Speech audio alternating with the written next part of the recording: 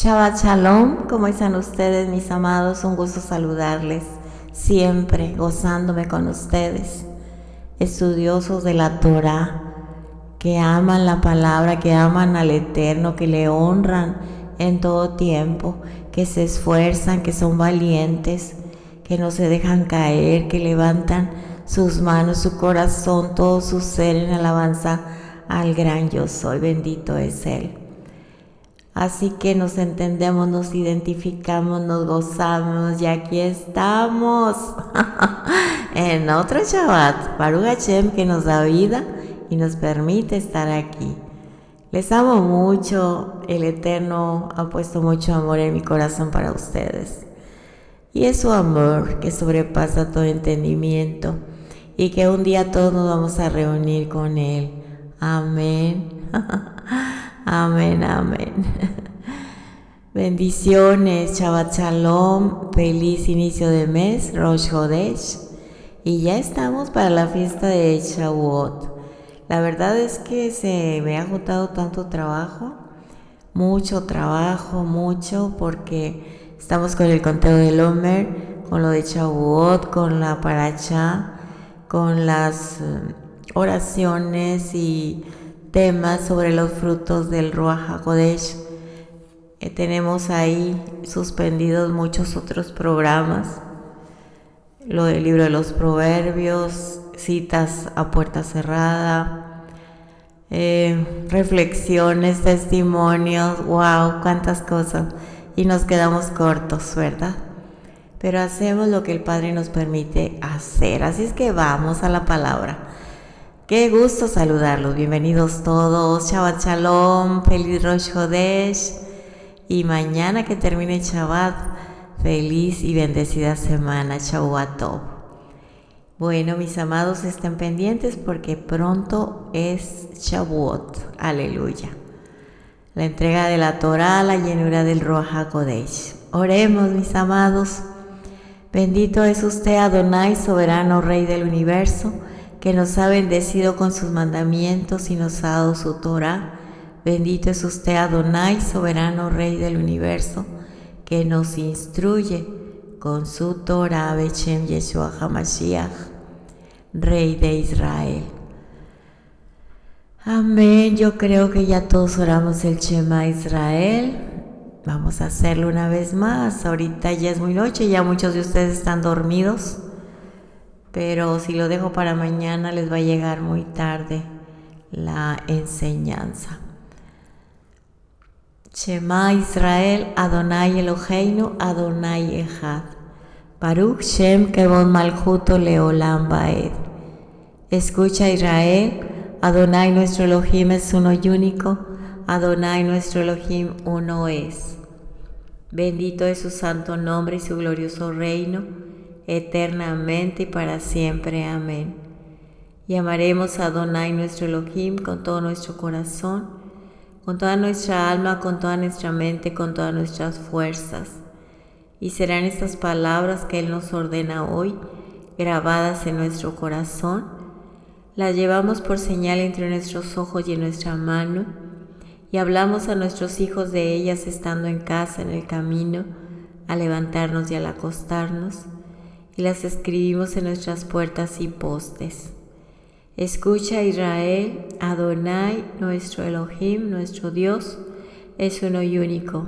Adonai, nuestro Elohim, uno es. Bendito su santo nombre y su glorioso reino, eternamente y para siempre. Amén. Que el eterno Adonai, nuestro Elohim, te haga como Efraim y como Manashe. Que Adonai, nuestro Elohim, te haga como Sará, Ribka, Rachel y Lea. Que Adonai te bendiga y te guarde. Que Adonai haga resplandecer su rostro sobre tu vida. Tenga de ti Rahamim, compasión y benevolencia, y te dé de su shalom todos los días de tu vida, y a tu línea generacional también, a los que han de ser añadidos a tu familia, hasta su venida. Amén y amén. Bueno, pues la parashá de esta semana es la número 34. Algunos lo escriben Ba Midbar y otros Be Midbar. Es correcto de las dos maneras. Números 1, verso 1 al capítulo 4, verso 20. Al final de este audio grabé 2 partes sobre la perspectiva de nuestros hermanos del camino que nos compartieron y sobre la Haftará de Oseas, que es muy hermosa. Les encargo mucho que la escuchen y la validen. Yo sé que van a recibir grande bendición. Amén. Muy bien. Bueno, pues estamos en Bamidbar, capítulo 1, verso 1. Hashem habló a Moisés en el desierto del Sinai, en la tienda de reunión, el primer día del segundo mes, en el segundo año de su salida de la tierra de Egipto, diciendo: La palabra hebrea que ha sido traducida como desierto es Idbar, Idbar, que significa estepa, desierto, conversación, y viene de la raíz davar, que significa hablar y conversar. La palabra midbar no significa desierto en el sentido literal de la palabra castellana, que denota un terreno muy seco, el desierto, generalmente lleno de arena y con muy poca o nada, ninguna vegetación, sino más bien algo como una estepa, que es una llanura extensa sin árboles y con la vegetación adaptada a la sequedad. Así que un midbar es un lugar inhabitado, con pocos árboles, donde hay pasto para los animales. Esto explica por qué los hijos de Israel podían tener tantos animales cuando salieron de Egipto, que podían sobrevivir en el desierto. La Torá no dice que los animales comieron el maná en el desierto, así que tenía que haber habido pastos para ellos durante los 40 años en el Midbar. Números 32:1. Un Midbar, por lo tanto, es un lugar donde hay pasto para los animales. Las cuevas que se pueden encontrar en el Midbar son lugares adecuados para guardar los rebaños durante la noche. Un pastor normalmente pasaba la noche en el campo juntamente con sus ovejas. Si tenía acceso a una cueva, ahí las metía adentro y él se ponía a la entrada para guardarlas de todo peligro de la noche. De esta manera, el pastor mismo se convirtió en una puerta para las ovejas. De allí viene la expresión: yo soy la puerta. Como dijo nuestro Mesías Yeshua en el libro de Juan, capítulo 10, 1 al 18. Dice así: en verdad les digo, el que no entra por la puerta en el redil de las ovejas, sino que sube por otra puerta, ese es ladrón y salteador. Pero el que entra por la puerta es el pastor de las ovejas. A éste le abre el portero y las ovejas oyen su voz. Llama a sus ovejas por nombre y las conduce afuera. Cuando saca todas las suyas, va delante de ellas, y las ovejas lo siguen porque conocen su voz. Pero a un desconocido no seguirán, sino que huirán de él, porque no conocen la voz de los extraños. Yeshua les habló por medio de esta alegoría, pero ellos no entendieron qué era lo que les decía. Entonces Yeshua les dijo de nuevo: en verdad les digo, yo soy la puerta de las ovejas. Todos los que vinieron antes de mí son ladrones y salteadores, pero las ovejas no les hicieron caso. Yo soy la puerta. Si alguno entra por mí, será salvo, y entrará y saldrá y hallará pasto. El ladrón solo viene para robar y matar y destruir. Yo he venido para que tengan vida y para que la tengan en abundancia. Yo soy el buen pastor. El buen pastor da su vida por las ovejas. Pero el que es un asalariado y no un pastor, que no es dueño de las ovejas, al venir el lobo, abandona las ovejas y huye, y el lobo las arrebata y las dispersa. Él huye porque solo trabaja por el pago y no le importan las ovejas. Yo soy el buen pastor y conozco mis ovejas y las mías me conocen. De igual manera que el Padre me conoce y yo conozco al Padre, y doy mi vida por las ovejas. Tengo otras ovejas que no son de este redil. A estas también me es necesario traerlas, y oirán mi voz, y serán un rebaño con un solo pastor. Por eso el Padre me ama, porque yo doy mi vida para tomarla de nuevo. Nadie me la quita, sino que yo la doy de mi propia voluntad. Tengo autoridad para darla y tengo autoridad para tomarla de nuevo. Este mandamiento recibí de mi Padre. Aleluya. Así que el pastor es la puerta de sus ovejas. Si alguien desea pastar una oveja que no es de su cuidado, tendrá que pasar por la puerta que es el pastor. Si no tiene el visto bueno del pastor para ayudarle en su tarea, no tendrá el derecho de meterse con sus ovejas. Esto nos enseña que si alguien intenta dirigir las ovejas de otros pastores, necesita el visto bueno de ellos, porque son responsables los pastores del desarrollo de las ovejas que están bajo su cuidado, pero solamente los ladrones no pasan por la puerta. Ellos intentan sacar beneficio propio de las ovejas de otros, sin el visto bueno o la aprobación de los pastores.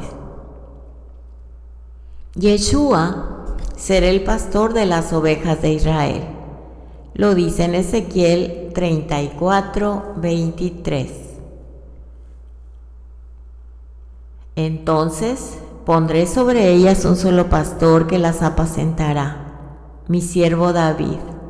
Él las apacentará y será su pastor. Amén.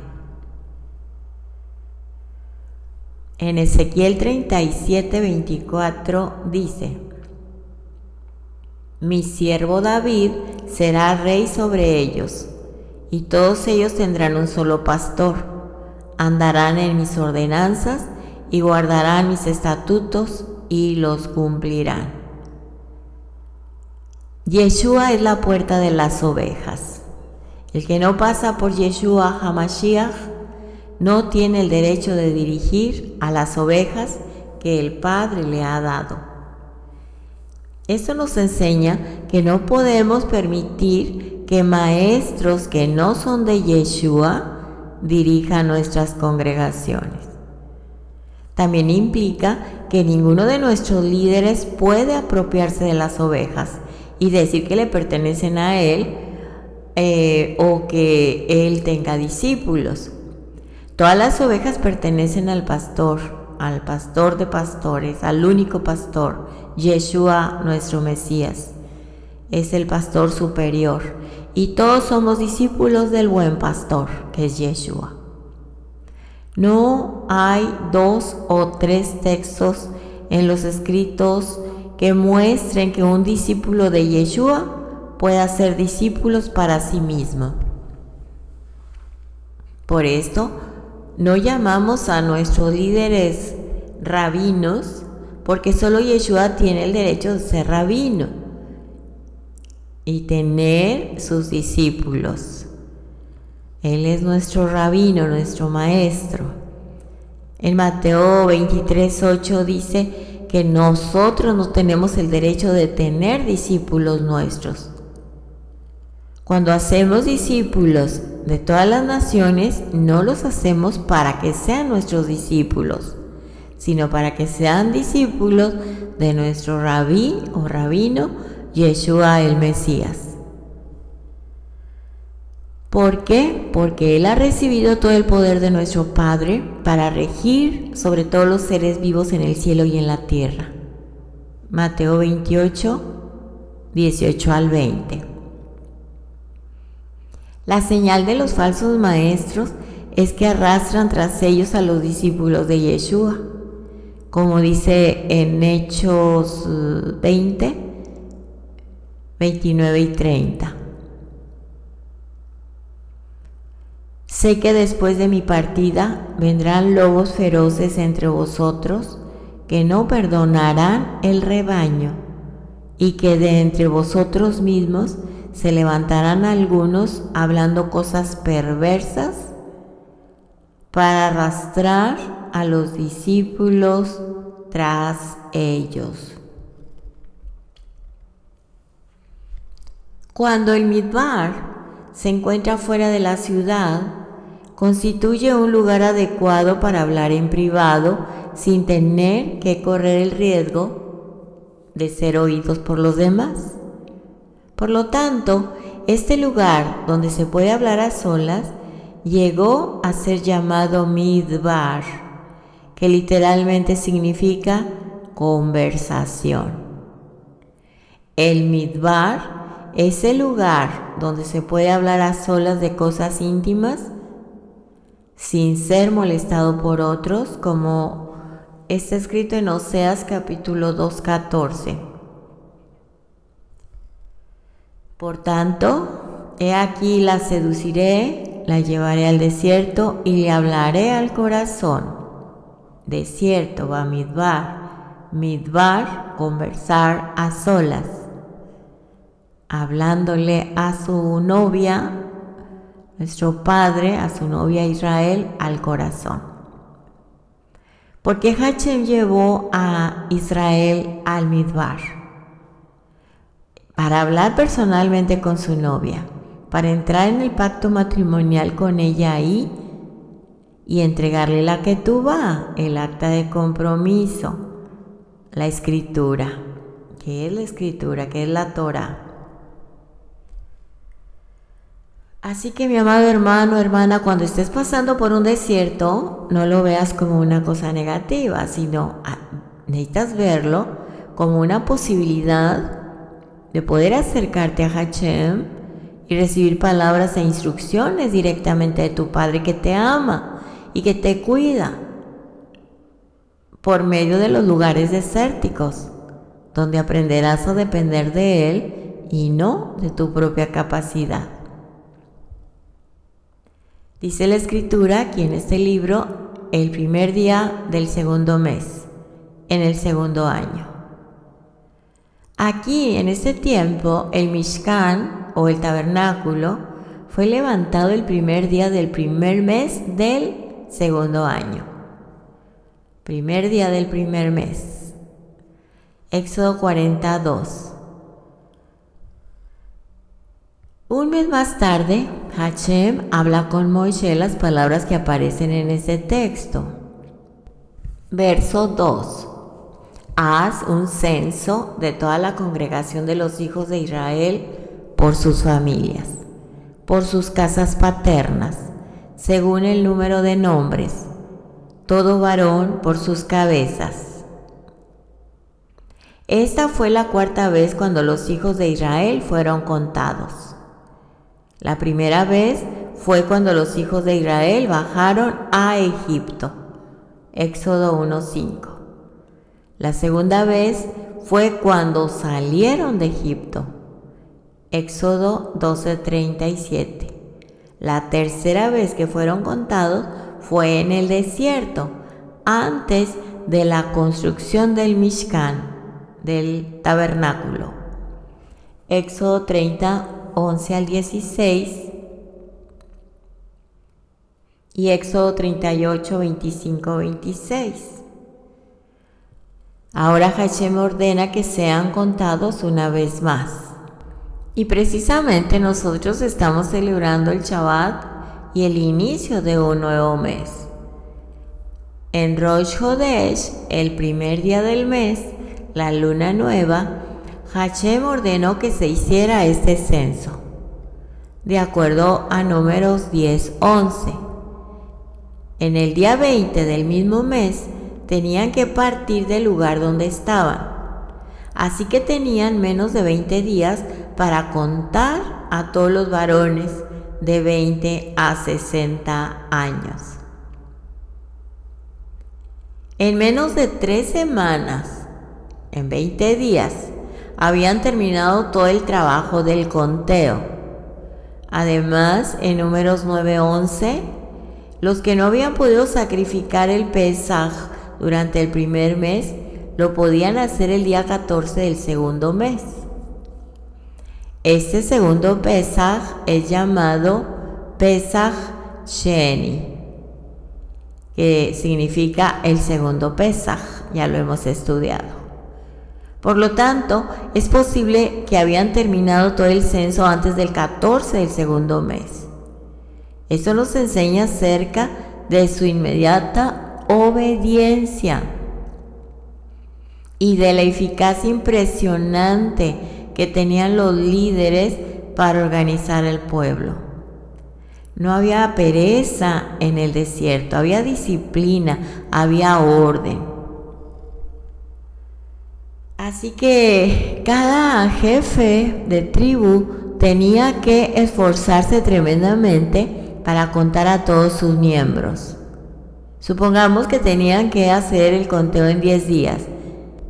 Entonces, Naxón, el jefe de la tribu de Yehudá, tenía que contar casi 7,500 personas por día, para llegar a los 74,600 que comprendía su tribu, la tribu de Yehudá. En Israel no hay lugar para la pereza, ni para la ociosidad, porque la ociosidad, dice Proverbios, es un abono para el pecado, hace que se multiplique rápido. Dice la Escritura, el conteo fue por sus cabezas. En el hebreo se encuentra la palabra un poquito difícil de pronunciar, legulgelotam. Bueno, hay varias L's, hay 2G, legulgelotam, que viene de la misma raíz que Golgota, el lugar de la muerte de Yeshua. Así que esto nos enseña que todos los que fueron contados estaban conectados con la muerte de nuestro Mesías. Aleluya. Veamos el verso 3, Números 1:3. De 20 años arriba, todos los que pueden salir a la guerra en Israel, tú y a Aarón los contaréis por sus ejércitos. La palabra hebrea que ha sido traducida como guerra es tzavá, tzavá, que significa ejército. Esta palabra no implica solamente que podían salir a hacer la guerra, sino que estaban organizados como un ejército. La misma palabra se usa para las estrellas, que son llamadas el ejército del cielo. Génesis 2:1, Deuteronomio 4:19. Aquí los levitas también son organizados como Sabá, ejército, los levitas. En el capítulo 4:23, mas ellos no salieron a la guerra. Y esto nos enseña que Sabá tiene que ver más con orden y disciplina que con la guerra. Una disciplina militar regía dentro del pueblo de Israel en el desierto, como está escrito en Éxodo 12, 41 y 51. Y sucedió que al cabo de los 430 años en aquel mismo día, todos los ejércitos de Hachem salieron de la tierra de Egipto. Y sucedió que aquel mismo día Hachem sacó a los hijos de Israel de la tierra de Egipto por sus ejércitos. Así que el orden y la disciplina son conceptos fundamentales para que el pueblo de Israel pueda funcionar adecuadamente y seguir adelante. Esto nos enseña a nosotros que debemos hacer lo mismo, orden y disciplina. Orden y disciplina. Es como podemos funcionar y seguir adelante. En este libro de Números nos enseña la importancia de tener un rígido control de las personas y la economía de nuestras congregaciones para poder funcionar correctamente. El desorden viene del pecado. El Eterno es un Dios de orden, como dice 1 Corintios 14, 33 y 40. Amén. Porque el Eterno no es de confusión, sino de paz, como en todas las congregaciones de los santos, pero que todo se haga decentemente y con orden. En Israel, y como pueblo de Israel que somos, solamente son contados los disciplinados. Los que no están dispuestos a someterse a la disciplina de Hachem, de su Torah y de sus líderes, no son aptos para ser contados. Porque el Eterno no cuenta a los indisciplinados. Y también aprendemos de este texto que solamente los que están listos para salir a la guerra son contados dentro de Israel, cuyo nombre significa el que lucha junto con Dios. Solo el que está dispuesto a luchar para vencer, solamente el que está dispuesto es contado dentro de Israel.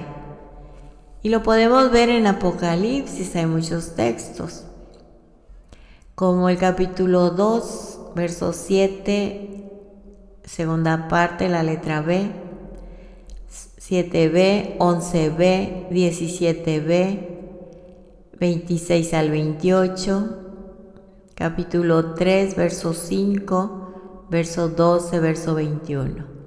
Se los voy a leer. Al vencedor le daré a comer del árbol de la vida que está en el paraíso de Dios. El vencedor no sufrirá daño de muerte segunda. Al vencedor le daré del maná escondido y le daré una piedrecita blanca y grabado en la piedrecita un nombre nuevo, el cual nadie conoce, sino aquel que lo recibe. Y al vencedor, al que guarda mis obras hasta el fin, le daré autoridad sobre las naciones, y las regirá con vara de hierro. Como los vasos del alfarero son hechos pedazos, como yo también he recibido autoridad de mi Padre, y le daré el lucero de la mañana.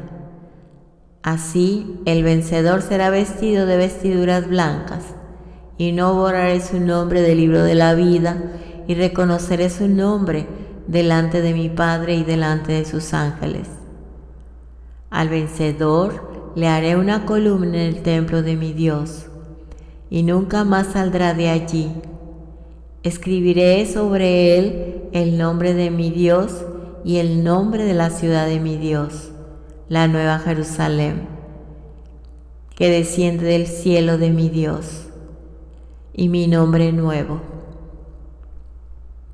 Al vencedor le concederé sentarse conmigo en mi trono, como yo también vencí y me senté con mi Padre en su trono.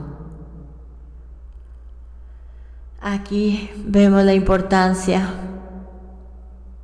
de ser vencedores y que como pueblo de Israel debemos tener esa disciplina. Y solamente los que luchan, o sea, los que están activos, pueden ser vencedores. La lucha es parte del pueblo de Israel. Basta de quejarse, hay que entender que es parte del pueblo de Israel.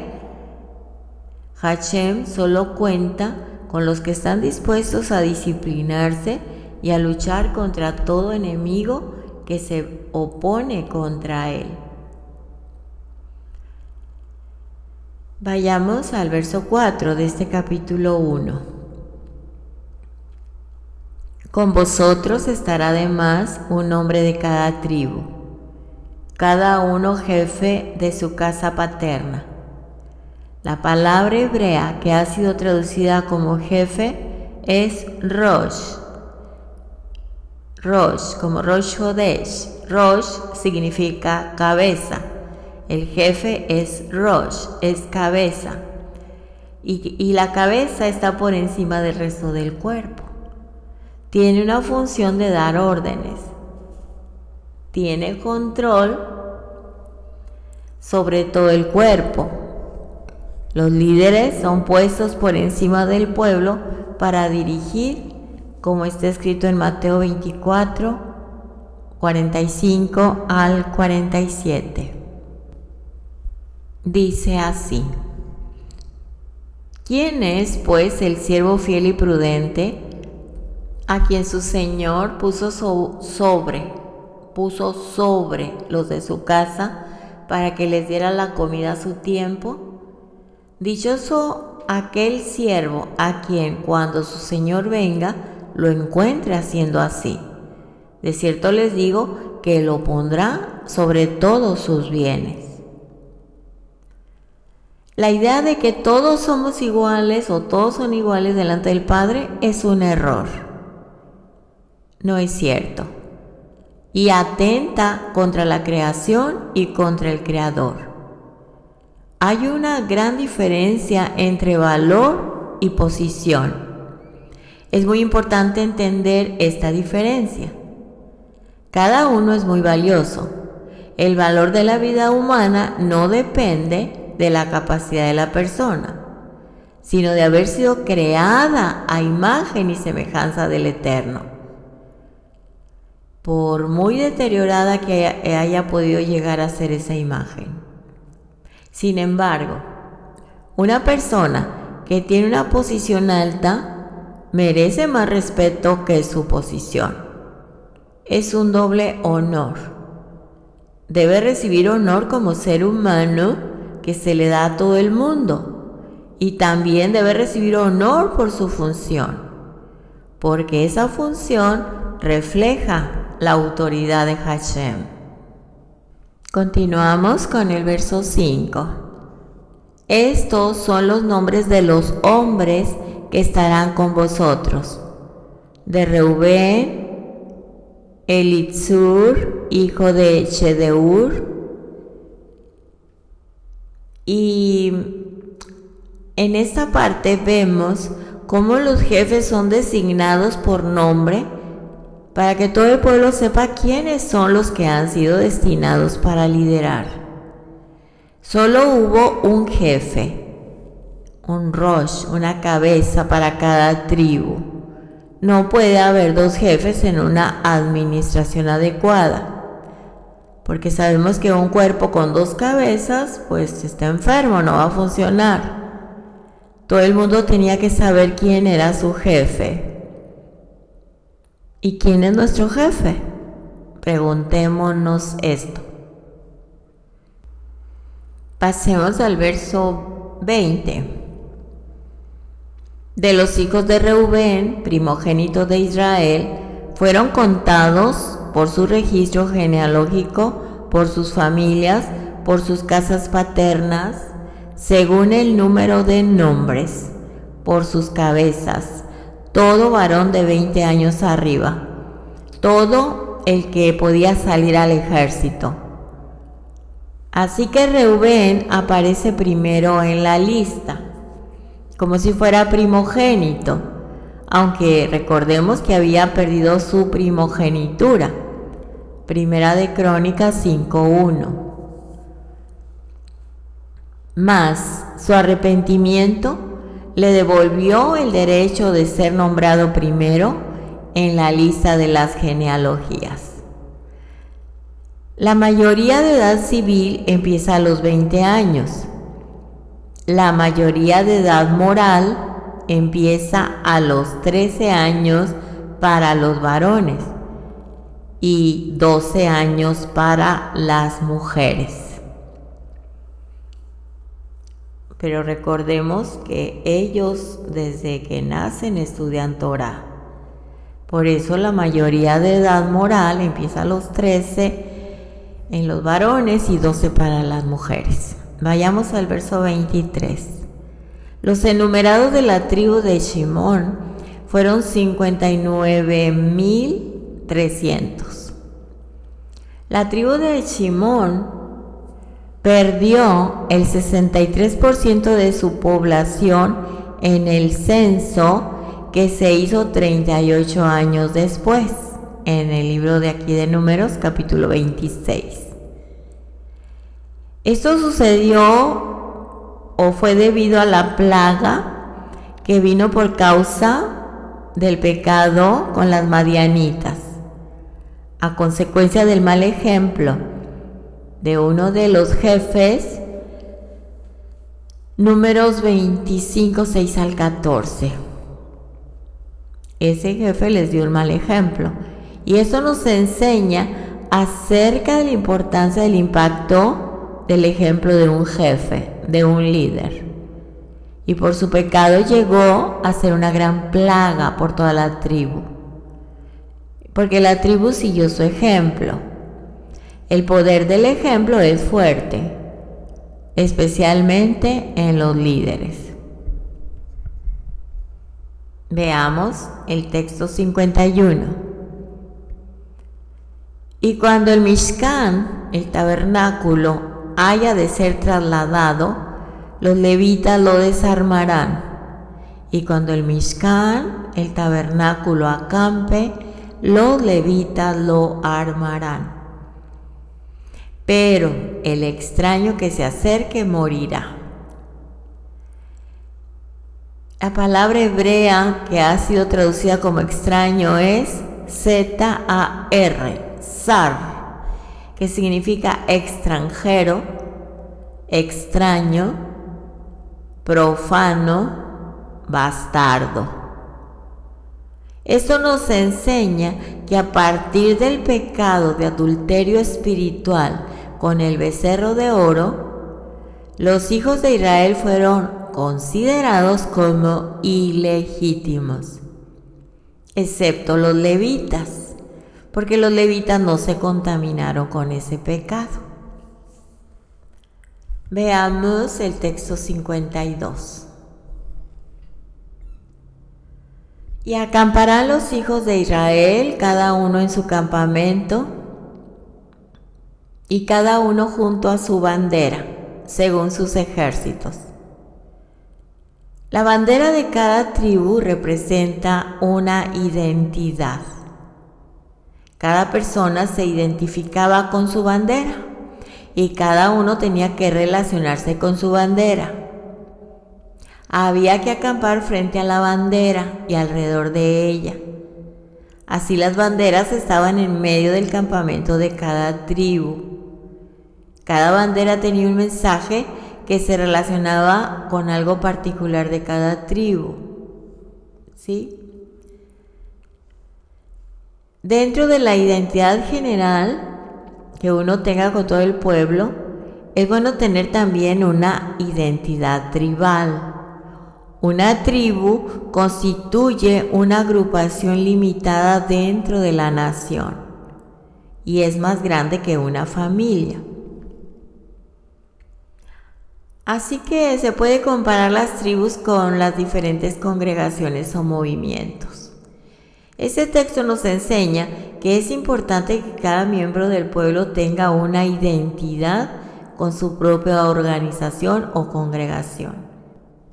Y cada uno debe ser parte de una congregación donde se identifica y donde se siente en casa, entre personas que puede llamar los suyos, como está escrito en Hechos 4:23. Cuando quedaron en libertad, fueron a los suyos y les contaron todo lo que los principales sacerdotes y los ancianos le habían dicho.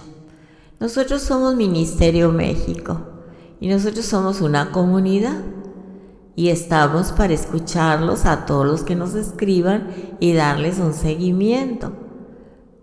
Así que si no están escribiendo o si no están al tanto del ministerio o apoyando el ministerio, porque también la gente que apoya, pues ya tenemos más contacto porque nos comunicamos ya sea por WhatsApp o por Telegram o por email o por Messenger.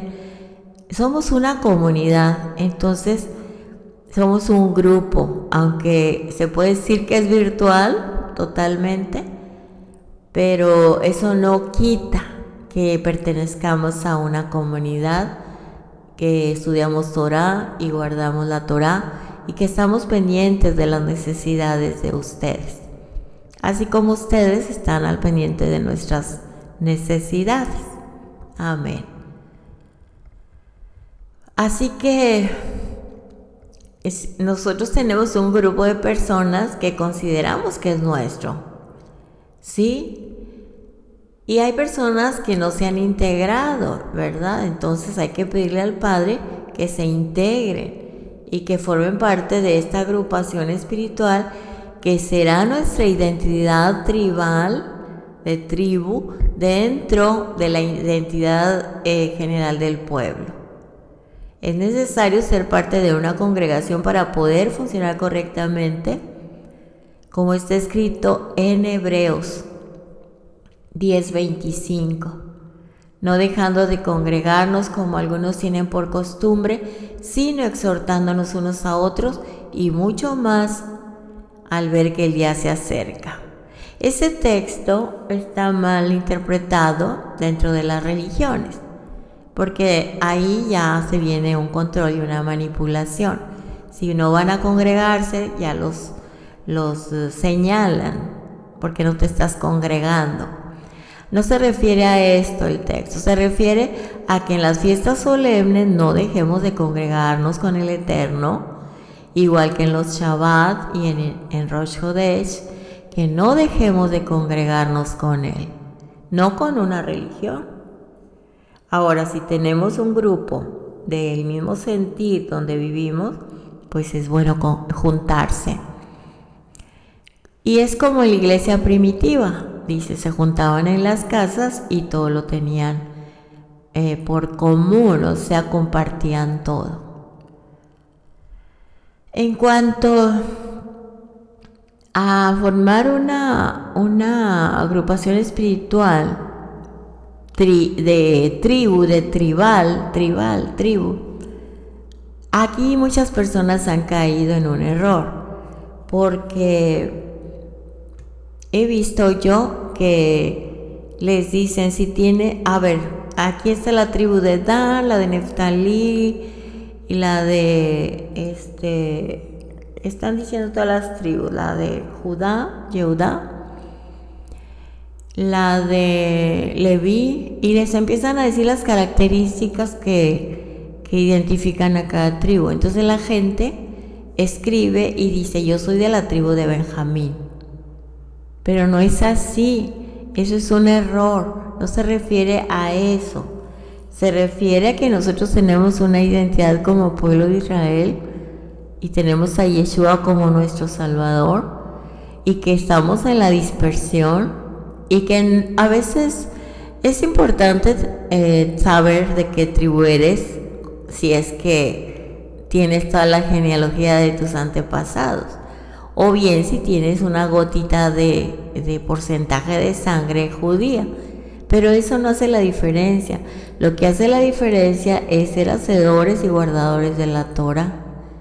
y que nadie nos robe nuestra identidad como parte del pueblo de Israel.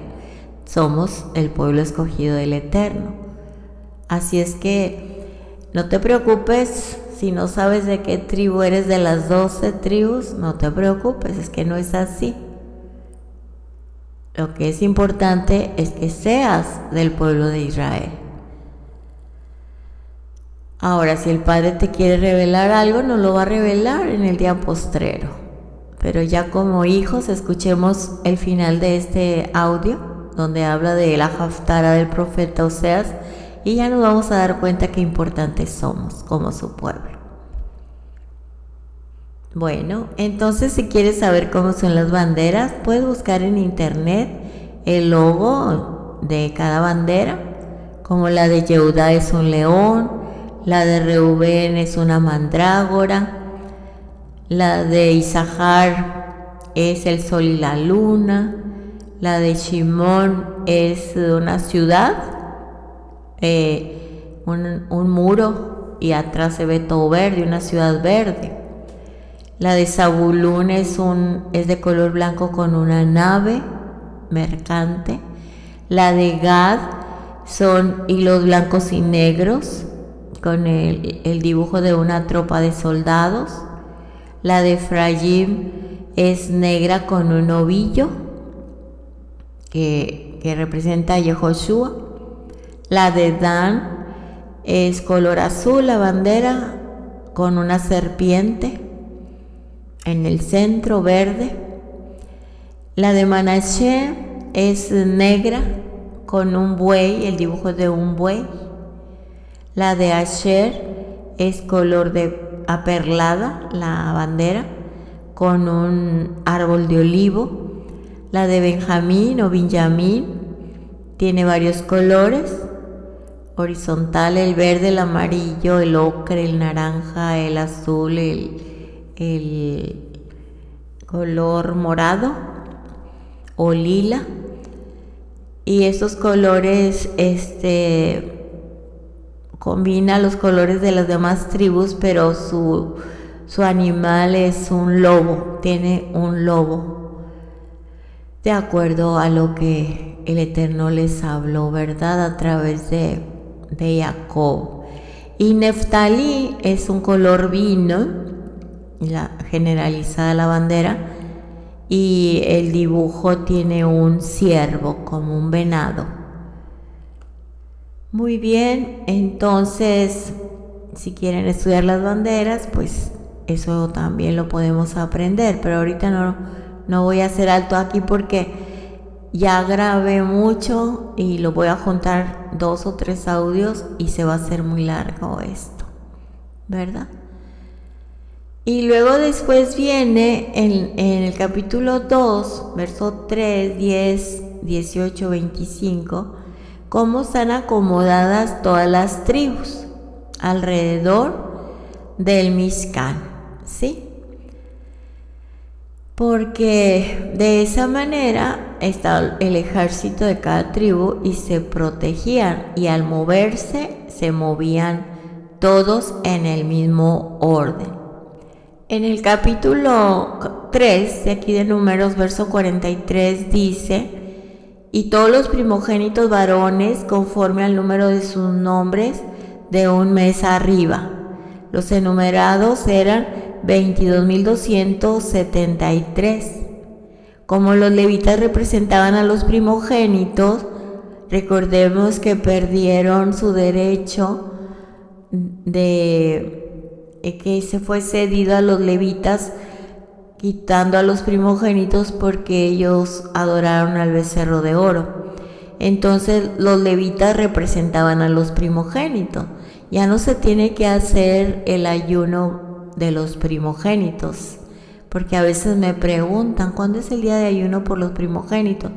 Bueno, recordemos que el Eterno los quita por la desobediencia y pone a los levitas. Entonces los levitas representaban a los primogénitos y tenía que haber una cantidad igual entre los levitas y los primogénitos. Los primogénitos de toda Israel, sin contar los primogénitos de los levitas, fueron 22.273. Pero como había 22.000 levitas que no eran primogénitos, había 273 primogénitos de los hijos de Israel que no tenían levitas quien los reemplazaran. Por eso los 273, que era la diferencia de los primogénitos y los levitas, tenían que pagar un rescate de 5 shekels por cada uno y entregárselo al gran sacerdote o al Cohen Gadol, que en este caso estaba Aarón y sus hijos. Verso 48. Así que eso nos enseña que hay momentos cuando se puede dar dinero en lugar de un servicio que no se pueda cumplir por una razón justificada. ¿Sí? Los 273 primogénitos no podían servir en el santuario, pero podían sustituir su servicio con una paga monetaria. Amén. En el capítulo 4:4 dice: este será el servicio de los descendientes de Kehat en la tienda de reunión con relación a las cosas más sagradas. Los Kehatitas de Kehat, descendientes de Kehat, fueron escogidos para llevar los objetos más sagrados sobre sus hombros. Verso 6. Capítulo 4, verso 6. Y colocarán sobre ella una cubierta de piel. En esta traducción dice de piel de marsopa. Y extenderán encima un paño todo de azul y luego colocarán sus varas. Acá en la traducción Kadosh dice sobre eso ellos pondrán una cubierta de piel fina. ¿Sí? Entonces no sabemos qué animal fue el tahash, el animal que produjo la piel de marsopa o piel de tejones en otras traducciones, en la Reina Valera, ¿verdad? En el Talmud, que es la Torah oral, ese animal tenía un solo cuerno y existía solamente en la época de Moisés. Y yo hace poco vi en un Tanaj que tengo, habla del unicornio. Si encuentran en los Salmos, unicornio es otra traducción. Y dicen que sí existieron, así, pero se extinguieron. Entonces el Talmud, la Torah oral, habla que este marsopa o este tahash, que en la Reina Valera pusieron piel de tejones, en la Torah oral dice que tenía un solo cuerno y que existía solamente en la época de Moisés. Bueno, eso dicen los que estudian más profundo. También habla en ese texto un paño todo de azul. El arca fue el único objeto que se veía con color azul cuando fue trasladado. De esta manera se distinguía y así puede ser un guía para los hijos de Israel. Y lo dice Josué capítulo 3, versos 3 y 4. Y dieron órdenes al pueblo diciendo: cuando vean el arca del pacto de Hashem vuestro Elohim y los sacerdotes levitas llevándola, partiréis de vuestro lugar y la seguiréis. Sin embargo, dejaréis entre vosotros y ella una distancia de unos 2000 codos. No se acerquen a ella para saber el camino por donde deben ir, porque no habéis pasado antes por este camino. Sabemos que el arca simboliza al Mesías. Siempre va delante del pueblo. Aleluya. El arca pasó delante de los hijos de Israel por medio del río Jordán, en hebreo Yardén, que representa la muerte y la resurrección, porque tenía que pasar tevilá de purificación. Así es que muerte, pecados, resurrección, una nueva creación.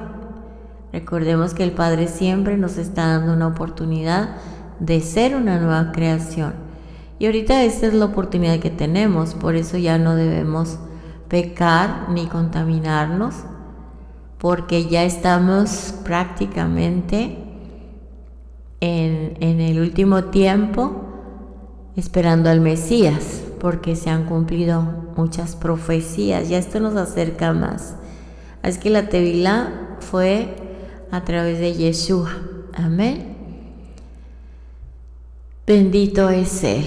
Entonces, Tevilá cuando nos bautizamos en el nombre de Yeshua.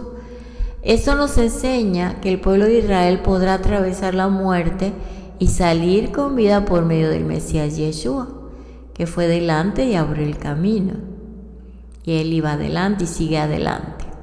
Nos muestra el camino. Él es el camino, la verdad y la vida. Veamos el verso 13 del capítulo 4. Quitarán entonces las cenizas del altar y extenderán sobre él un paño de púrpura. Verso 15. Cuando Aarón y sus hijos hayan terminado de cubrir los objetos sagrados y todos los utensilios del santuario, cuando el campamento esté para trasladarse, vendrán después los hijos de Kehat para transportarlos. Pero no toquen los objetos sagrados, pues morirán. Estas son las cosas que transportarán los hijos de Kehat en la tienda de reunión. Nos acordamos de Usa o Usías, me parece que está en otra traducción. Si hubiera leído, dicen los comentaristas, que si Usa o Usías hubiera leído bien la Torá, no habría tocado el arca, ¿verdad? Él murió porque aquí está escrito en Números 4:15 que nadie la toque, más que los hijos de Kehat, ¿sí? En 2 de Samuel 6 y 7. Yo antes que leía estaba pues muy chiquilla y decía, ¿por qué? Si él iba a hacer un bien de que no se cayera el arca, pero es que hay un mandamiento. Entonces dice 2 de Samuel 6 y 7.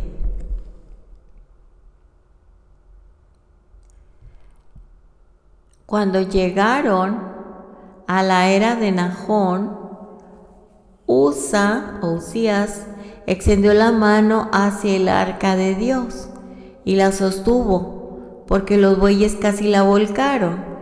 Y se encendió la ira de Hashem contra Usa, y el Eterno lo hirió allí por su irreverencia. Allí murió junto al arca del Eterno. Por eso debemos estudiar las Escrituras, porque a veces estamos pecando por ignorar las Escrituras. Ahorita tenemos que estudiar el templo, porque se va a levantar un tercer templo. Entonces, ¿cómo nos vamos a comportar si estamos ahí cerca del templo o tenemos que ir al templo? ¿Cómo nos vamos a comportar? Hay 273 mandamientos para el templo, de los 613. El 45% de los mandamientos se refiere al templo. Entonces, esto le pasó a Usías, no debe pasarnos a nosotros. Bueno, pues entonces el censo de los levitas en Números 26:62 nos muestra que hubo un aumento de solo 700 levitas en 38 años. La tribu de Manashe había aumentado un 64%. ¿No podía haber hecho esto Leví también? ¿Será que muchos de los levitas murieron en el servicio? Así que nosotros, pues, no debemos estar ignorantes de las Escrituras, ¿verdad? La misma Escritura dice, mi pueblo perece porque le falta conocimiento, le faltó conocimiento. Así que es una responsabilidad de todos estudiar y practicar la palabra. Entonces aquí en el 16 habla de Elazar, hijo del sacerdote Aarón. Dice, pero la responsabilidad de Elazar, hijo de Aarón, será el aceite para el alumbrado, el incienso aromático, la ofrenda continua de cereal y el aceite para ungir. Tendrá la responsabilidad de todo el tabernáculo y de todo lo que hay en él, con el santuario y sus enseres. Elazar, hijo de Aarón, tenía el cargo de supervisor, administrador general, del trabajo de los demás hijos de Kehat, de los objetos más sagrados del tabernáculo, y la responsabilidad para supervisar la carga de los descendientes de Gersón y de Merari caía sobre Itamar. Capítulo 4, 28 y 33. Pasemos al 4:19. Esto haréis con ellos para que vivan y no perezcan cuando se acerquen al lugar santísimo. Aarón y sus hijos vendrán y señalarán a cada uno de ellos su trabajo y su carga. Los levitas no podían ver los objetos más sagrados, pero los sacerdotes sí, los Kohanim, en hebreo, porque estaban en un nivel de santidad superior. Amén. Bueno, pues ya vamos a terminar esta parte. Vamos a ver estos textos donde vemos a nuestro Mesías en esta paracha. En el capítulo 1, verso 2, vemos a nuestro Mesías que está en el texto por sus cabezas, recordemos, del censo. Todos los que están contados dentro de Israel, como pueblo de Israel, están conectados con el Gólgota, el lugar de la muerte de Yeshua. En el verso del capítulo 2, verso 3, Yehudá está acampado en la parte oriental donde sale el sol, enfrente de la entrada del santuario. Así como estaban las tribus alrededor del Mishkan, bueno, aquí está hablando que Yehudá estaba en la parte oriental. Nuestro Mesías viene de la tribu de Yehudá o Judá. Él es llamado el sol de justicia, donde sale el sol. Yeshua es llamado el sol de justicia, Malaquías 4:2. Él entrará en el templo desde el oriente cuando venga por segunda vez. Amén. También vemos en el capítulo 2, verso 9, que Yehudá partirá primero, o sea, el Mesías va adelante. En el capítulo 3, versos 12 y 13 vemos los que abren el seno materno. Aquí vemos que Yeshua abrió el seno materno de Miriam, Lucas 2:22. Y por ser primogénito, pertenece a Hashem de una manera especial. Amén. Capítulo 3:47. Hubo un precio de rescate por cabeza. Legulgolet, la misma raíz que Gólgota. Hay un precio de rescate por cada persona pagado en el Gólgota, con la muerte de nuestro Mesías Yeshua. Capítulo 4, verso 3. De 30 años arriba. Yeshua empezó su ministerio público a los 30 años. Lucas 3:23. En el capítulo 4, verso 5 dice el velo de separación que simboliza el cuerpo de Yeshua. Hebreos 10:20. Fue lo primero que se quitó cuando el campamento iba a trasladarse de un lado a otro. La muerte de Yeshua ha hecho que Israel pueda avanzar de un nivel espiritual inferior a otro superior. Capítulo 4, verso 16. El azar o el azar, que simboliza el ministerio celestial de Melquisedec, es el encargado de las cosas más sagradas del santuario. De igual manera, Yeshua está encargado de las cosas más sagradas en el tabernáculo celestial. Amén. Baruch Hashem, bendito el Eterno.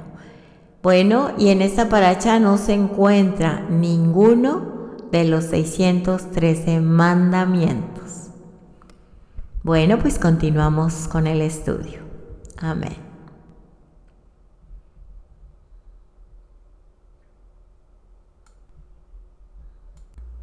Shabbat Shalom. ¿Cómo están pasando este Shabbat? Sean muy bendecidos, mis amados. Bueno, les voy a compartir esta información de nuestros hermanos de Tesoros del Templo, que les invito a que se suscriban a su canal y que tomen los estudios porque son de gran bendición. Nuestro hermano Juan Carlos Oaste nos está compartiendo un resumen de la paracha de esta semana, Bamidbar, en el desierto. Y su resumen está basado en el contexto cultural, así que vamos a aprender un poco más, Baruch Hashem. En este libro de Bamidbar, en el capítulo 1, nos hace ver que los israelitas que escaparon de Egipto presenciaron la revelación del Sinaí, levantaron el tabernáculo y fueron instruidos en su funcionamiento como se decretó en el libro de Éxodo y Levítico.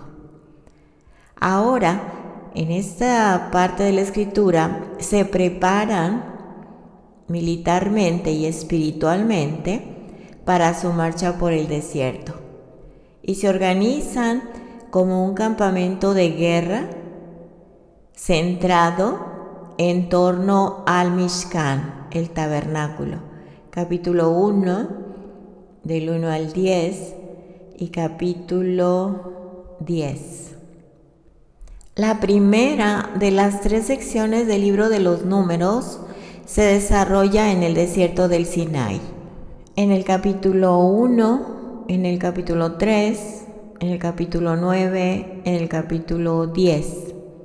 A lo largo de 20 días, desde el primer día del segundo mes del segundo año, capítulo 1:1, hasta el 20º día del segundo mes del segundo año, capítulo 10, verso 11. El día en que los israelitas abandonaron el Sinaí para dar vuelta por el desierto durante 38 años hasta llegar al río Jordán, capítulo 22, verso 1. Estos 20 días se dedican a poner el campamento, a levantarlo en pie de guerra para protegerlo de posibles adversarios. En primer lugar, se hace un censo de los hombres que están completamente sanos para este trabajo militar en el capítulo 1 y también haciendo entender que serían de la edad de 20 años arriba, ya que esta era la edad de reclutamiento en Israel. El carácter inusual de este censo se debe al hecho de que se realizó como preparación para alcanzar el objetivo nacional primordial de la conquista de la tierra prometida, haciendo referencia a las promesas de los patriarcas de acuerdo a Éxodo 32:13. Acuérdate de Abraham, de Isaac y de Israel, siervos tuyos a quienes juraste por ti mismo y les dijiste: yo multiplicaré vuestra descendencia como las estrellas del cielo, y toda esta tierra de la cual he hablado daré a vuestros descendientes y ellos la heredarán para siempre. Aquí queda claro que el censo se completó en menos de 20 días. En cambio, el censo del rey David, que también incluía unos 600,000 hombres, tardó 9 meses y 20 días en completarse. Segunda de Samuel 24:8. La divergencia se explica por los diferentes procedimientos adoptados. El censo de David se llevó a cabo laboriosamente, tribu por tribu, distrito por distrito, mientras Moshe hizo a cada líder del clan, lo hizo responsable de su propio recuento. Verso 2, verso 18 y verso 20. Él y los jefes tribales de cada tribu tribales se limitaron a supervisar.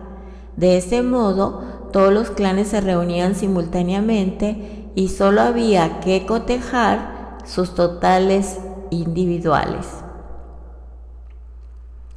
En el contexto histórico de esta parashá sobre los pueblos antiguos, la práctica de Mari, donde el recuento de la población tribal se delegaba a los jefes, indica la antigüedad de este procedimiento. Parece que el sistema continuó funcionando en el periodo de la monarquía, ya que se tiene constancia de que algunos reyes de Judea delegaron el reclutamiento militar en cada familia.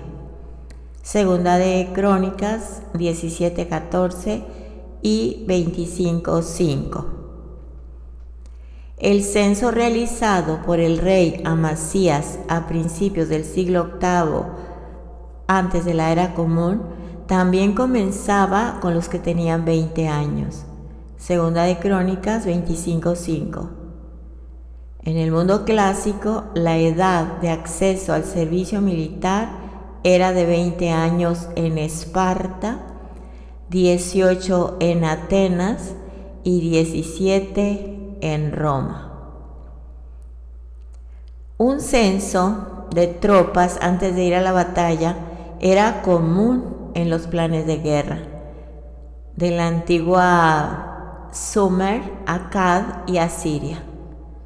Sargón de Akkad, en el año 2350 antes de la era común, tenía un ejército de 5,400 personas que cenaron en su mesa después de las victorias en Amurru. Su hijo y heredero al trono peleó con ejércitos de 10,000 o más. En términos de tamaño de los ejércitos conquistados, Salmanasar en los años 1275 al año 1245 afirma haber masacrado a 14,400 hititas y tropas de Alamu, sin acento, Alamu. Aquí cabe señalar que no se indica una edad máxima, mas sin embargo, esto sí se ve que se establece para los levitas en el capítulo 8, versos 24 al 26.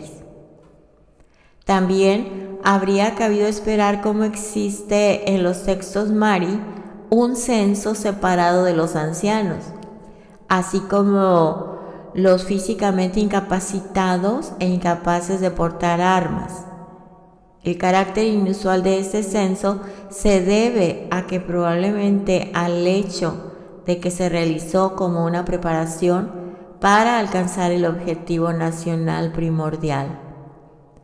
Esto es claro, que es a la promesa de la conquista de la tierra prometida. En las guerras críticas no había ni exención ni retiro del servicio militar.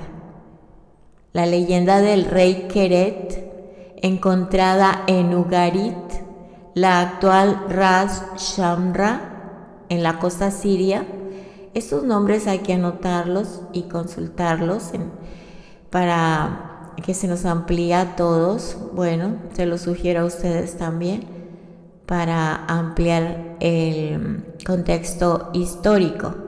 ¿Sí? El rey Keret, Ugarit, la actual Ras Shamra en la costa siria, y fecha de los siglos inmediatamente anteriores al Éxodo. Contiene un relato legendario de una expedición para capturar a una novia. Dado que las instrucciones proceden del dios que se llama El, un dios con minúscula, la expedición es obligatoria y el texto niega expresamente la extensión a los solteros, los postrados en cama, los ciegos y los recién casados. Esto en contraste con Deuteronomio 27. En el capítulo 2 de este libro, Bamidbar, se organiza el campamento para garantizar la máxima seguridad que en especialidad se refleja en la morada del Eterno, que lo sacó de la esclavitud y prometía habitar en medio de su pueblo. Esto comenzaría con los más cercanos, ya que tenían una responsabilidad en el lugar donde moraba la presencia de el dueño de toda la tierra. Kehat, Gersón, Merari, Moisés, Aarón y sus hijos fueron delegados en la posición que cuidarían y protegerían, como lo harían los soldados que cuidarían la nación. Ellos fueron identificados con su estandarte, su bandera. Por ejemplo, en los acadios, Dagalu y Diglu ponían a sacerdotes a llevar un estandarte o bandera, que sirvió como un rasgo de identidad para la unidad de tropa tribal dada. Una unidad de tropa militar de 1000 hombres que vivían juntos con sus familias y funcionaban como una entidad legal y económica. En el capítulo 3 y 4 de esta parashá, la separación de los levitas queda ilustrada por los documentos Mari. Uno de los censos se divide en 3 registros separados: soldados, exentos del servicio militar y ancianos. Dado que los levitas estaban exentos de la milicia regular, se les habría llamado a filas por separado, de acuerdo con la práctica antigua. El significado que el rey David también omitiera a la tribu de Leví de su censo militar nacional al final de su reinado, Primera de Crónicas 23:1, Primera de Crónicas 21:6, debido a su intención de utilizarlos exclusivamente en la administración del proyectado templo, su proyectado templo. Primera de Crónicas 23, textos 24 al 32. Así que vimos 3 citas: Primera de Crónicas 23:1, Primera de Crónicas 21:6 y Primera de Crónicas 23, 24 al 32. En el capítulo 3 y 4 de este libro, los levitas que se sometan a un censo aparte acampan alrededor del Mishkan, del tabernáculo, y se encargan de custodiarlo y transportarlo. A esto sigue una miscelánea de leyes relativas a la pureza del campamento. Y por último, el relato del censo levita muestra que los levitas debían cumplir con una gran responsabilidad que ameritaba de muchas destrezas. Estos sí tenían un límite superior de edad. Números 4 del 1 al 3. Mas sin embargo, los guardianes del santuario no tenían este límite, ya que su tarea era crucial. Capítulo 8, versos 25 y 26. Los levitas sirvieron como guardianes del santuario, funcionando como, dice nuestro hermano Suaste, como un pararrayos para la ira ardiente del Eterno contra la posible invasión del santuario. En otros lugares se colocaron guardianes humanos y divinos para evitar la violación de los templos y las ciudades. Por ejemplo, gárgolas y varias criaturas en Egipto y Mesopotamia, símbolos de entidades divinas, se colocaron en las entradas de los templos. Los sacerdotes en Mari, en el Éufrates y en la capital hitita de Atusas realizaban guardias nocturnas, por lo que el desempeño inapropiado del deber se castigaba con la muerte. Así que todo esto son referencias de los comentarios de Zondervan, de la Biblia Ilustrada de John Walton, también del libro Mitología Sumeria y también de los comentarios de la Torá sobre el libro de Números. Muy buena información tenemos aquí. Aprovechemos esta bendición de nuestros hermanos del camino que están estudiando el templo y todo lo que implica el templo, sus contextos, su cultura, su historia, su topografía, su arqueología, sus religiones del Antiguo Medio Oriente y todo lo relacionado. Me gusta esta frase que ellos mencionan y es como para meditar esta frase, porque al principio yo también batallé un poquito. Que la Torá no fue escrita para nosotros, pero es para nosotros. Quiere decir que se le dio al pueblo de Israel cuando salieron de Egipto. La Torá fue escrita para ellos, pero es para nosotros, porque está vigente. Y ahí estamos nosotros como su pueblo santo, que nos incluyó nuestro Mesías Yeshua, cuando vino a buscar a las ovejas perdidas de la casa de Israel. Gracias a nuestros hermanos por compartir esto tan hermoso y tan importante. Su shalom sea con ellos. Amén.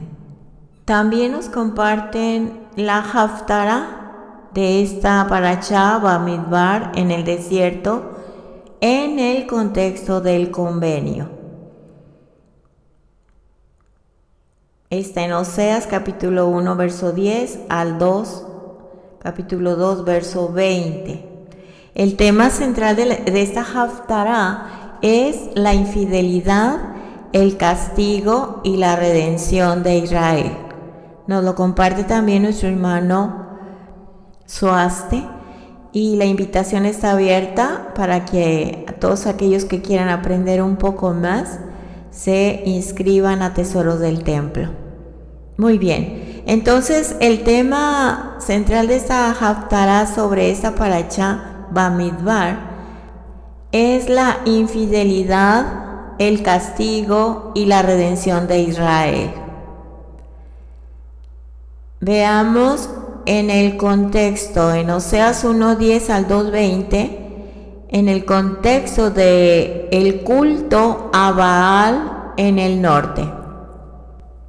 La polémica contenida en este poema debe entenderse en el contexto de las tensiones entre los adoradores del cananeo Baal y el Elohim de Israel, Hashem de Israel.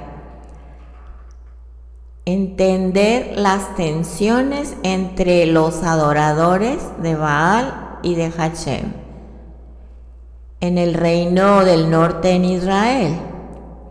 El antiguo Israel era un campo de batalla entre dos cultos en competencia, especialmente porque Baal seguía siendo el Dios con minúscula supremo de sus vecinos del norte en las ciudades-estado fenicias y la casa real de Israel.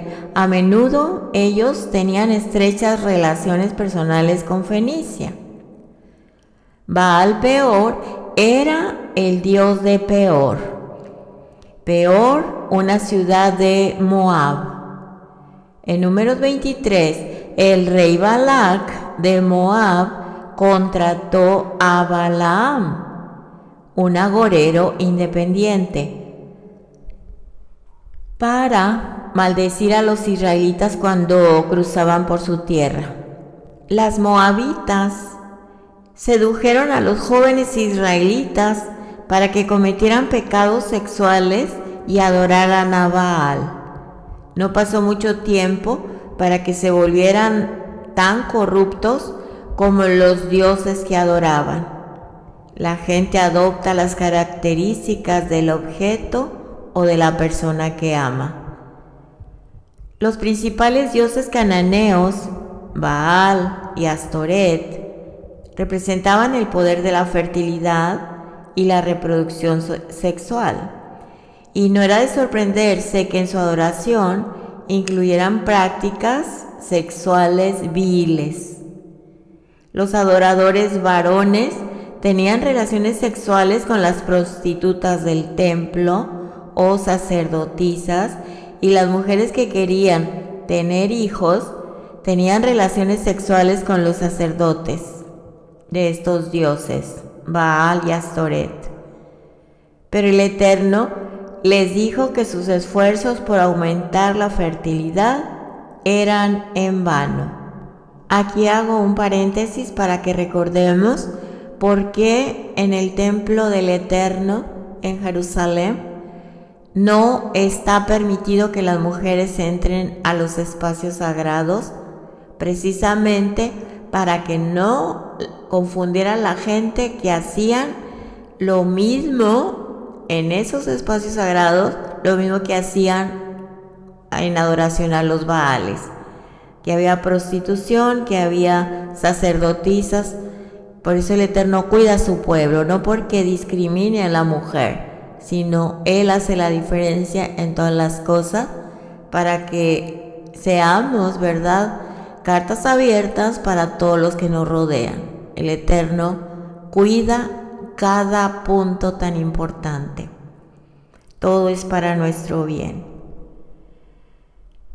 Estas tensiones se reflejan particularmente en las narrativas proféticas del profeta Elías y el profeta Eliseo en Primera y Segunda de Reyes, así como en el libro de Oseas.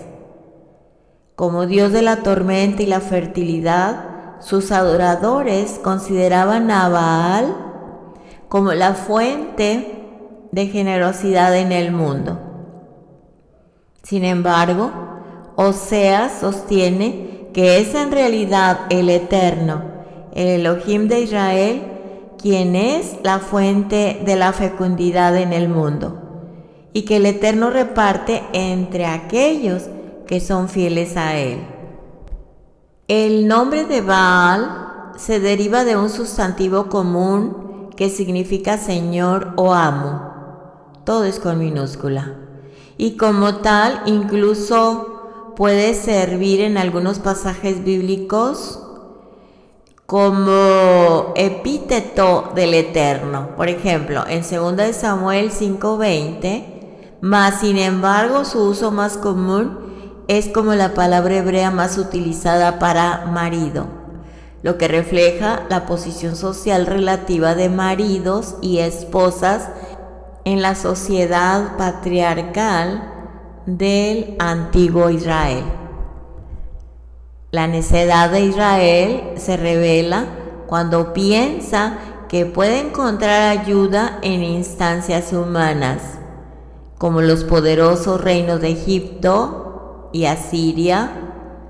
Manahem, el rey de Israel, había pagado a Ashur para que lo apoyara militarmente. Segunda de Reyes 15, 19 y 20. Así que esta es una necedad del pueblo de Israel, pedir ayuda y no del Eterno. El rey Joshea se rebeló contra Ashur y fue a Egipto a pedir ayuda. Segunda de Reyes 17, 14. Los reyes de Israel fueron varias veces a aliarse con diferentes naciones cuando debieron permanecer fieles al convenio del Eterno. Así que los líderes de Israel oscilaban entre las alianzas con Egipto y las alianzas con Asiria. Oseas estaba diciendo, en el libro de Oseas, el profeta Oseas estaba diciendo que ambas estaban mal, alianzas con Egipto o con Asiria. Y el romper una alianza con la pagana Ashur y luego correr en busca de ayuda con el igualmente pagano Egipto ocasionaría la destrucción de Israel. Su única esperanza era regresar a Hashem, al Eterno. Por el tiempo en que Israel comenzó a experimentar las consecuencias de su pecado, ya no estaba escuchando a los mensajeros del Eterno. Al no querer escuchar la verdad de los profetas que hablaban tan claramente de su transgresión, Israel no quiso escuchar las advertencias del Eterno acerca de lo que pronto le sucedería. Así que también varios profetas anteriores al exilio recuerdan el viaje de Israel por el desierto como un momento en el que Israel demostró ser fiel al Eterno. Por ejemplo, en Jeremías capítulo 2, 1 al 3 dice: Vino a mí palabra de Hashem diciendo: Ve y proclama Jerusalén, así dice Hashem, he tenido por favor tu devoción de tu juventud, tu amor de novia, cómo me seguís en el desierto, en tierra no sembrada. Israel era santo para el Eterno, las primicias de su cosecha. Todos los que comían de él eran declarados culpables. El desastre les sobrevino, declara Hashem. Así que en esa haftará del libro de Oseas nos está hablando sobre una esposa descarriada. Es una profecía de redención. En los primeros textos, el Eterno promete que el pueblo de Israel algún día será tan numeroso como la arena del mar. Serán reconocidos como hijos del Elohim Altísimo, Elohim vivo. Y Judá e Israel se reunirán unidos bajo un solo líder. Aunque traicionado por la infidelidad de Israel, el Eterno se reconciliará con el pueblo como un esposo que no puede dejar de amar a su esposa. Uno de los temas principales del libro de Oseas es que Israel había quebrantado el convenio que había hecho con el Eterno en el monte Sinai. Si Israel se adhería al convenio y obedecía al Eterno y lo proclamaba ante el mundo, le daría bendiciones especiales. Sin embargo, si transgredía el convenio, sufriría diversos castigos, como debió saberlo, porque lo dice en Deuteronomio 28, desde el verso 15 hasta terminar el capítulo, verso 68. Y también lo dice en Éxodo capítulos 19 y 20. Así que por ese motivo, la rebeldía, la desobediencia, el Eterno repudió a Israel y permitió que fuera exiliada para exponer su vergüenza por haber quebrantado el convenio. El Eterno quería que Israel fuera una luz para todas las naciones. En la Escritura, las metáforas del Eterno, porque gran parte de la Escritura es un lenguaje en metáforas. Las metáforas del Eterno provienen de una amplia variedad de áreas. Dios, el Eterno, puede ser una roca, puede ser una madre, un pájaro que se cierne sobre sus crías o un rey.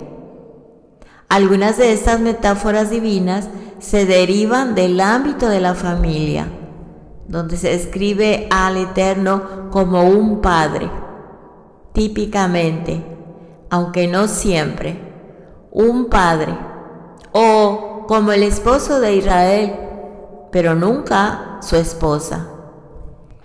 Esta última metáfora, que enfatiza la intimidad de una relación matrimonial entre Hashem e Israel, es central. Las profecías de Oseas, uno de los primeros profetas clásicos que estuvo activo en el reino del norte de Israel alrededor del año 730 antes de nuestra era común.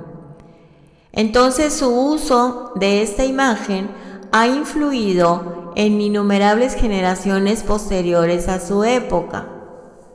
Tanto Jeremías, particularmente en los capítulos 2 al 4, como el libro de Ezequiel, el profeta Ezequiel, en los capítulos 16 y 23. Ellos retoman este tema y lo desarrollan más. Y gracias a una interpretación religiosa alegórica de su contenido, basada en la metáfora del convenio matrimonial que se encuentra en el libro de Oseas.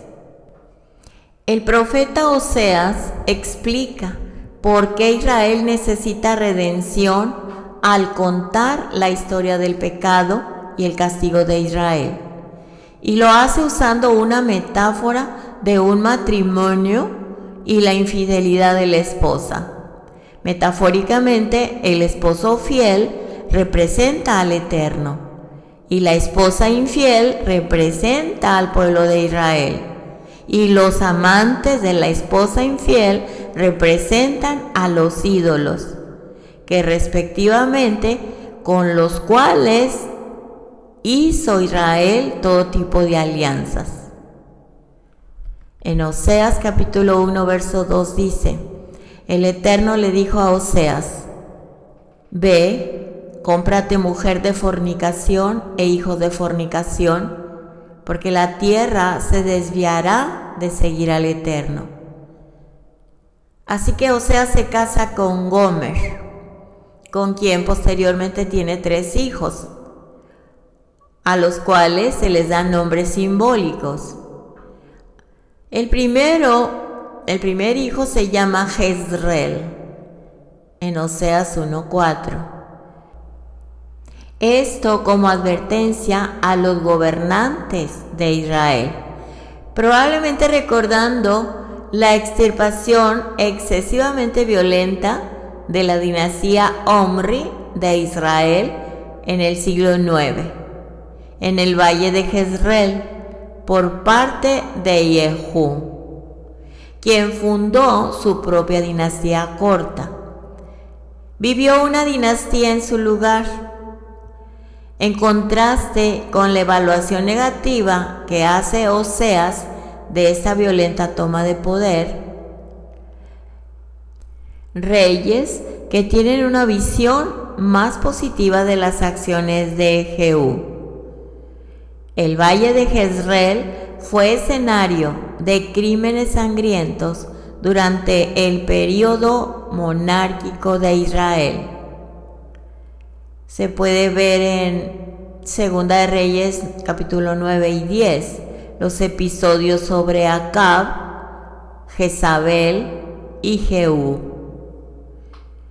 El segundo hijo de Oseas, una hija, se llama Lo-Ruhamá, que significa no amada o no compadecida.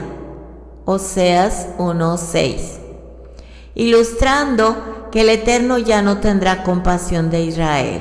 Israel no amada, Israel no compadecida.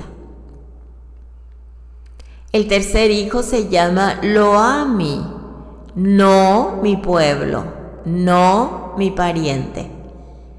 Oseas 1:9, lo que tal vez indica dudas sobre su paternidad, o sea, no mis hijos. En su contexto, este nombre se utiliza como ocasión para una declaración que rompe la relación del convenio entre el Eterno e Israel. Porque vosotros no sois mi pueblo, y yo no soy su Dios. Oseas capítulo 1, verso 9, segunda parte, 9b.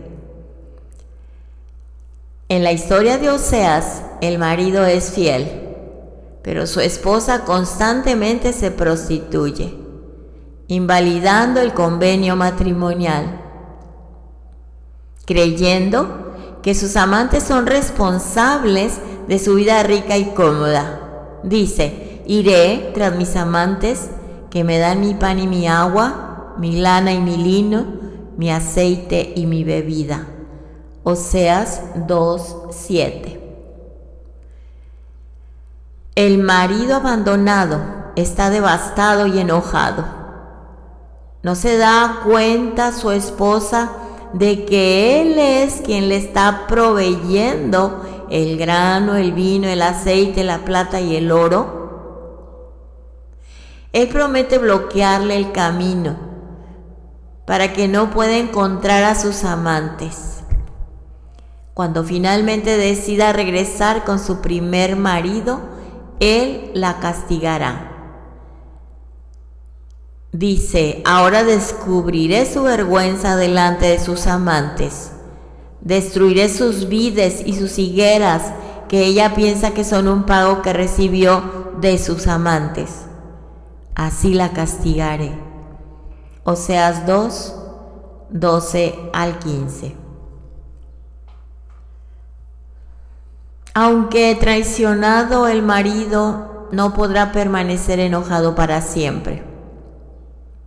Después de castigar a su esposa, volverá a ella con amor. Le hablaré persuasivamente. La llevaré al desierto y le hablaré con ternura. Oseas 2:16. Al final de la Haftará, Oseas habla más explícitamente sobre cómo esta historia representa a Hashem e Israel. Explica que Hashem hará un convenio con su pueblo, desterrando la violencia y la guerra de la tierra para permitir que el pueblo viva con seguridad. Oseas vuelve al vocabulario del matrimonio en las últimas líneas de la Haftará. Te desposaré para siempre. Te desposaré con rectitud y juicio, y con bondad, y con misericordia. Te desposaré con fidelidad. Entonces seréis consagrados a Hashem. Oseas 2, 21 y 22. Así que, ilustrando un compromiso renovado con una relación matrimonial basada en fundamentos duraderos, versos que han sido inmortalizados por su recitación al ponerse los tefilín, las filacterias, y por su inclusión en muchos votos matrimoniales y ketubut modernos. Te desposaré, eras, y conocerás en una palabra de intimidad Como Adán y Java, conocer es un término íntimo entre marido y mujer. Y conocerás al Eterno, porque vas a estar casado con Él. Eras es donde sacamos el término hebreo erushim. Hay dos etapas del matrimonio hebreo, erushim y nisuim. Erushim es el compromiso, nisuim es llevarla para la casa. Cuando Israel vino al monte Sinai para recibir el contrato matrimonial que es la Torá, estaban en Erushim, que es el compromiso. Estaban supuestos a llegar a Nisuim, a la casa del Padre, pero no lo hicieron hasta 40 años después, a causa de su desobediencia al convenio. En el desierto. El nombre hebreo del libro de Números es Bamidbar, que significa en el desierto. Ese es un título apropiado para el libro que narra el tiempo de los israelitas en el desierto. El episodio de las codornices o codornices, después de que los israelitas se quejaron del maná, la historia de los espías que exploraron la tierra de Israel, la rebelión de Coré. Estas historias y otras en este libro describen repetidamente un ciclo de incredulidad en Hashem, pecado y castigo, que caracterizó los 40 años que los israelitas pasaron en el desierto. Pero en el libro de Oseas, el Eterno tiene la esperanza de que este lugar, el desierto, sea propicio para su reconciliación con su esposa infiel, el pueblo de Israel.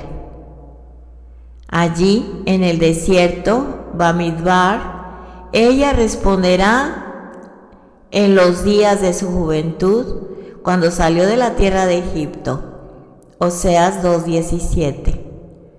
El Eterno piensa en el período que los israelitas pasaron en el desierto, después de salir de Egipto, como uno de los momentos más destacados de su relación con Israel, hasta el punto de que considera el desierto como un buen destino para una segunda luna de miel. Sin embargo, anteriormente, en la misma Haftará, las imágenes del desierto aparecen en un contexto no tan positivo, al describir que el marido traicionado castigará a su esposa. Oseas promete: la desnudaré y la dejaré como el día en que nació. La pondré como un desierto. La dejaré como tierra desierta y la dejaré morir de sed. Oseas 2:5. Sin embargo, el Eterno le hablará amorosamente y los votos matrimoniales entre Hashem e Israel serán renovados, ilustrando la restauración de una relación de convenio. En Oseas capítulo 2, 23 al 25, dice: en aquel día yo responderé, declara el Eterno, responderé al cielo y él responderá a la tierra. Capítulo 2, 24, y la tierra responderá con grano nuevo, vino y aceite. Y ellos responderán a Jezreel. Capítulo 2, 25. La sembraré en la tierra como mía, y recuperaré el favor de Lo Ruhamá, y le diré Lo Ami, tú eres mi pueblo. Y él responderá: tú eres mi Elohim. Aleluya. Y ahora se espera que la unidad entre ella, o sea Israel, la novia, ella, y el Eterno, afecte el ciclo agrícola para producir en abundancia los alimentos básicos que sustentaban la vida de Israel en la tierra: grano, aceite y vino. Esta fertilidad de la naturaleza subraya la fuerza generativa implícita de la unión entre Hashem y su pueblo Israel, al igual que la inversión de la relación con los hijos. Oseas, en esta sección, transforma tanto la noción del convenio como la noción del matrimonio. Profetiza un tiempo en el que el matrimonio no será una relación de amo a subordinado, dueño de propiedad o dador omnipotente o dependiente. En un sorprendente paralelo con las esperanzas de la restauración de un nuevo convenio de armonía, una armonía universal en el futuro. Veamos estos puntos. La cortejaría con ternura y nueva luna de miel en el desierto, como en el tiempo de Éxodo. Le hablará a su corazón. Los resultados serán éxito, restauración, transformaciones imaginadas como resultado de hablar a su corazón. Oseas 2, 18 al 25. Pacto y compromiso, y será en aquel día. Versos 18 al 22. Fin del culto a Baal y nuevo modelo de matrimonio. Llamarás hombre mío, y ya no me llamaréis maestro Baal. Verso 18. También nos habla de un pacto, verso 20, de un compromiso, verso 21 al 22. También nos habla de la consumación y el clímax, el gran diálogo y la inversión, y será en aquel día. Versos 23 al 25. También habla sobre la capacidad de respuesta del Eterno y la naturaleza, la fertilidad de la naturaleza, versos 23 y 24. Y por último nos habla de la capacidad de respuesta e inversión de la relación con los hijos, es decir, el pueblo, renovación del convenio y restauración de Jezreel, Lo Ruama y Lo Ami. Verso 24b al 25. Y cerramos esta enseñanza de estos capítulos de Oseas con la restauración total de Israel. Amén. Muy bien, mis amados, pues hasta aquí llegamos. Un estudio un poco largo, nos faltó mucho siempre. Hay mucho más que aprender. Que el Eterno reafirme en nuestro espíritu lo que hemos aprendido y que demos mucho fruto. Un fruto muy abundante para su honor y gloria, y que todas las almas vengan a Él. Que podamos compartir, que es la misión que se nos ha encomendado, predicar su evangelio a toda criatura. Así es que te invito a que te suscribas y a que compartas, a que le des un me gusta, porque de esta manera tú también estás trabajando para que la palabra llegue a todos. Padre eterno, le damos gracias en esta hora por permitirnos estudiar su Torah. Bendito es usted, Adonai, soberano, Rey del universo, que nos ha bendecido con sus mandamientos y nos ha dado su Torah. Bendito es usted, Adonai, soberano Rey del universo, que nos ha instruido con su Torah. Beshem Yeshua HaMashiach, Rey de Israel.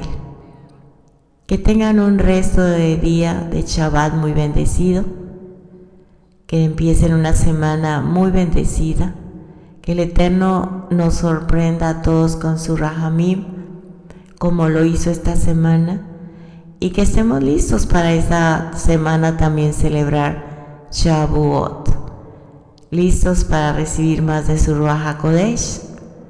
Mantengámonos en santidad. Shabbat Shalom, bendecido mes Rosh Hodesh y bendecida semana Shavuot Tov. Hasta la próxima, les amo mucho. Shalom, shalom.